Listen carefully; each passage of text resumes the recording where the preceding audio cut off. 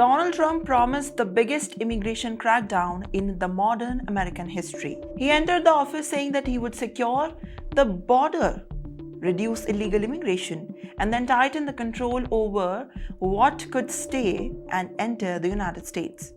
But where Trump often battled the Congress governors as well as advocacy groups, one institution repeatedly slowed down or blocked many of immigration plans. Now, America's courts. Immigration became one of the most heavily legitimated issue during the Trump's presidency. Again and again, judges were asked to decide whether the administration's actions followed the law or respected the constitutional procession and stayed within the presidential authority. One of the biggest legal battles involved DACA, the program protecting undocumented immigrants brought to the United States as children. Now, in year 2020, the US Supreme Court ruled that Trump's attempt to end the program was unlawful because the administration failed to properly justify why it wanted to dignify it. And today, more than 5 lakh DACA participants remain protected. Trump also tried to pressure the sanctuary cities and threatening to cut the federal funding. Now, courts ruled that White House could now impose the new funding conditions without congressional approval, reinforcing the limits to the executive powers. Now, the fight continued over the asylum policies. Trump argued that the stricter asylum rules were necessary to control the migration. However, the federal judges repeatedly ruled that immigration law passed by the Congress always already identify and define who can apply for the asylum, and the presidents cannot simply bypass those through the executive orders.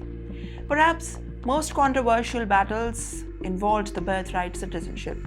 Trump's executive orders aimed to the limit of the citizenship for the children born inside the United States.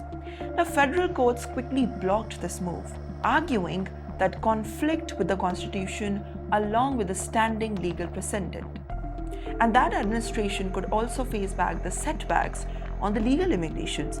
A federal judge recently struck down 1 lakh USD fee on certain H-1B visa applications. Well, the court ruled that the administration lacked authority to impose the fee without approval of the Congress.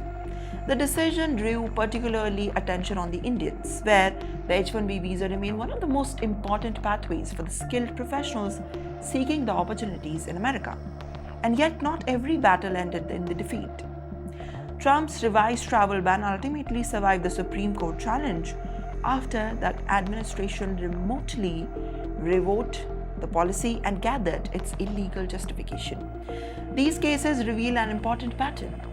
Now, courts often willing to support the tough immigration measures where they followed the existing laws and procedures, but the judges consistently pushed back where they believed that executive orders was being stretched too far.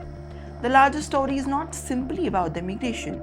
It is about the balance of power and American diplomacy. Trump's immigration agenda became a major test of power, how far the presidential authorities can go, and how the judiciary acts when in check of the beliefs and the legal limits have been crossed. With that, America continues the debate of immigration.